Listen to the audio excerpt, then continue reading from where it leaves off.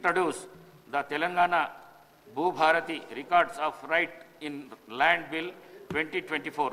Minister Garu. Honorable Speaker, sir, I beg to introduce the Telangana Bhubharati Record of Rights in Lands 2024. The bill introduced. I request the Minister for Revenue to move the motion for taking into consideration of the Telangana Bhubharati Records of Rights in Land Bill 2024. Minister Garu. Honorable Speaker, sir, I beg to move for taking into consideration of the Telangana Bhubharati Record of Rights in Land Bill 2024. Motion moved. Minister Garu, please explain.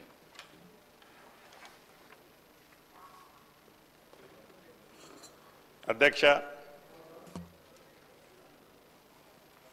మీకు గౌరవ ముఖ్యమంత్రి గారికి, ఈ సభలో ఉండే సభ్యులకి, అదే రకంగా తెలంగాణ రాష్ట్రంలోని భూములున్న ఆసాములందరికీ ఈ బిల్లుని ఈ సభలో ప్రవేశపెట్టే అవకాశం కల్పించిన ఇందిరమ్మ ప్రభుత్వానికి మనస్ఫూర్తిగా కృతజ్ఞతలు చెప్తూ, ఈరోజు ఒక చరిత్రాత్మకమైన రోజు, అద్భుతమైనటువంటి ప్రగతికి బాటలు వేసే రోజు. భూమి చుట్టూ మనిషి జీవితం ముడిపడి ఉంటుంది. తరతరాలుగా మనిషి జీవితానికి భూమికి విడదీయరాని అనుబంధం ఉంది. భూమి పేదరికాన్ని దూరం చేస్తుంది, ఆత్మగౌరవంతో బతికే అవకాశాన్ని ఇస్తుంది, కష్టానికి తగిన ఫలితాన్ని ఇస్తుంది. గ్రామాల్లో భూమే ప్రధాన జీవనాధారం. భూమిని నమ్ముకొని బతికే కష్టజీవుల కంటికి రెప్పలా చూసుకునే బాధ్యత ప్రభుత్వాలది. కానీ గత ప్రభుత్వం దీన్ని విస్మరించింది. ఉమ్మడి రాష్ట్రంలో కాంగ్రెస్ ప్రభుత్వం ఆనాడు 1971లో తీసుకొచ్చిన ROR చట్టం 49 ఏండ్లు విజయవంతంగా ఆనాడు ఉమ్మడి ఆంధ్రప్రదేశ్లో కానివ్వండి, రాష్ట్ర విభజన జరిగిన తర్వాత కూడా సుమారు 7 సంవత్సరాలు ఆ చట్టమే ఉన్నది. ప్రజల అవసరాలే లక్ష్యంగా అసైన్డ్ ల్యాండ్స్ మొదలు అనేక విధాన నిర్ణయాలని గత కాంగ్రెస్ ప్రభుత్వం ఇందిరమ్మ రాజ్యం తీసుకొచ్చింది. కాంగ్రెస్ అంటేనే ప్రజలకి ఒక భద్రత, భరోసా. అందుకే ఇప్పటికీ ఇందిరమ్మ ప్రభుత్వం అన్న ప్రజల గుండెల్లో పెట్టుకొని చూస్తున్నారు. కానీ వేలాది పుస్తకాలు చదివిన మేధావి 2020 ROR చట్టం ద్వారా తీసుకొచ్చిన ధరణి పోర్టలతో 3 ఏళ్లలోనే లక్షలాది కొత్త సమస్యలు తలెత్తాయి. ఉన్న నాలుకకి మందేస్తే, కొండ నాలుకకి మందేస్తే ఉన్న నాలుక ఊడినట్లు ధరణి పరిస్థితి తయారైంది. రెవెన్యూ అధికారుల స్థాయిలో పరిష్కారం కావలసిన అనేక సమస్యలు కోర్టుల దాకా వెళ్ళవలసి వచ్చింది. 4 గోడల మధ్య కూర్చొని వారికి అనుకూలంగా ఉండేలా ధరణిని అప్పటి పాలకులు బలవంతంగా ప్రజల నెత్తిన రుద్దిన మాట వాస్తవమా కాదా? అటు పక్కన ఉన్న నా సహచర సభ్యులు కూడా ఆ విషయం తెలుసు. భూ యజమానికి తెలియకుండానే చేతులు దాటిపోయేలా చేసింది. కాళ్ళ కింద నేల కదిలిపోయినా పేదలు వారి ఆవేదన చెప్పుకోవటానికి మార్గమంటూ ఏమీ లేకుండా పోయింది. అందుకే మా నాయకుడు, ఈనాడు పార్లమెంటు ప్రధాన ప్రతిపక్ష నాయకులు రాహుల్ గాంధీ గారు ఎన్నికల సమయంలో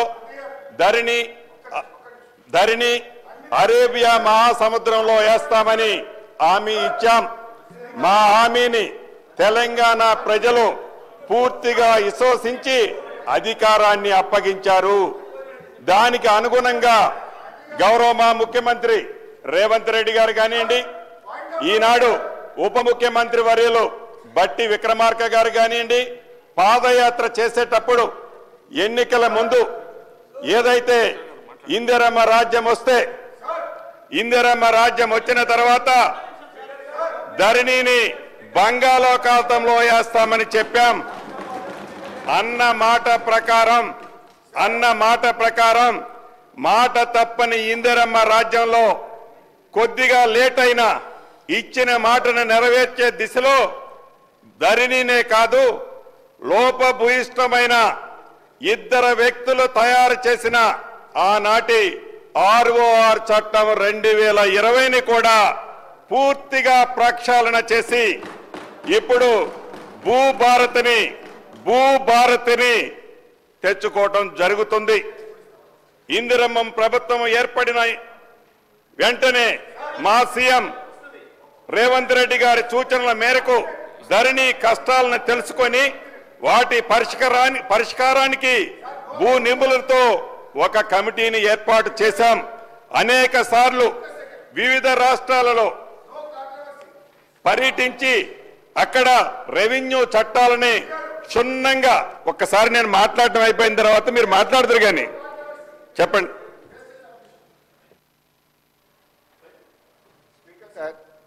ఓన్లీ సబ్మిషన్. మన రూల్స్ బుక్ ప్రకారంగా ఇంత ఇంపార్టెంట్ బిల్లు మీరు రూల్ సస్పెండ్ చేసి బిల్లు ప్రవేశపెట్టిండ్రు, ఇప్పుడే బిల్లు మీద డిస్కషన్ అంటే బిల్లు కాపీయే మా చేతికి రాకుండా మేము ఏం మాట్లాడాలి సార్? ఒకటి, మన బీఏసీలో ఏం మొన్న మాట్లాడుకున్నాం సార్, బీఏసీ మినిట్స్ కూడా మాకు ఈ నిమిషానికి చేతికి రాలే. బీఏసీ మినిట్స్ రావు, అసలు ఏ బిల్లు ఎప్పుడు పెడతారో తెలియదు. మీ ఇష్టం ఉన్నప్పుడు రూల్ సస్పెండ్ చేసి బిల్లు టేబుల్ మీద పెట్టి ఇప్పుడే మాట్లాడండి అంటే అసలు బిల్లే మా చేతికి రాకుండా, బిల్లును మేము చదవకుండా ప్రతిపక్షం ఎట్లా పాల్గొంటుంది? మన రూల్ పొజిషన్ అసెంబ్లీ ఏం చెప్తుందంటే ఏ బిల్ అయినా సరే ముందు రోజు ప్రవేశపెట్టి సభ్యులు ప్రిపేర్ అయ్యి నెక్స్ట్ డే వచ్చి మాట్లాడాలి. మనకు అసెంబ్లీ ఇంకా 2-3 రోజులని నడుపుతారు కదా మీరు. ఓకే, మంత్రి గారిని మాట్లాడమనండి, వీ విల్ కమ్ ప్రిపేర్డ్. ఈ బిల్లు మీద మంచి సూచనలు ఇస్తాం, డిస్కస్ చేద్దాం, మంచి అయింది చెడైంది మేము మాట్లాడదాం. దయచేసి టైం ఇవ్వాలని మీ ద్వారా కోరుతున్నాం. డెఫినెట్లీ అధ్యక్ష, ఈరోజు గౌరవ సభ్యులు హరీష్ రావు గారు బీఎస్సీకి సంబంధించిన సమాచారం ప్రతి గౌరవ సభ్యులకు మరి లెజిస్లేచర్ సెక్రటరియట్ సంబంధించి పెట్టడం జరిగింది అధ్యక్ష. రెండవది ఎజెండాలో బిల్స్కు సంబంధించిన అంశం పెట్టడం జరిగింది. సరే, వారు అడుగుతా ఉన్నారు సమయం కావాలని. ఆబ్జెక్టివ్ చెప్పిన తర్వాత సమయం అదే కాదు, డెఫినెట్లీ ఆబ్జెక్టివ్ వారు బ్రాడ్గా ఆబ్జెక్టివ్ భూభారతికి సంబంధించి చెప్తా, తర్వాత మరొక విరామం ఇవ్వండి అధ్యక్ష. విరామం ఇచ్చిన తర్వాత మళ్ళా తిరిగి కన్వీన్ చేయండి అధ్యక్ష. తిరిగి చేసి మరి పూర్తి స్థాయిలో బిల్లు పరంగా చర్చ చేసే కార్యక్రమం చేయండి అధ్యక్ష. మాకేం అభ్యంతరం లేదు. సో ఒక్క నిమిషం, గౌరవ మాజీ మంత్రివర్యులు హరీష్ రావు గారు ఏదైతే వారు రేజ్ చేశారో, నేను కాంట్రవర్సీ మాట్లాడలేదు కానీ హరీష్ రావు గారు కూడా వారి సూచనలు లిఖితపూర్వకంగా మాకు ఇవ్వటం జరిగింది. వాటిని కూడా ఈ బిల్లులో పొందుపరచబడిన ఏదైతే హరీష్ రావు గారు ఆనాడు 2020 యాక్ట్ని తయారు చేసే నాడు వారు అక్కడ ప్రధానమైన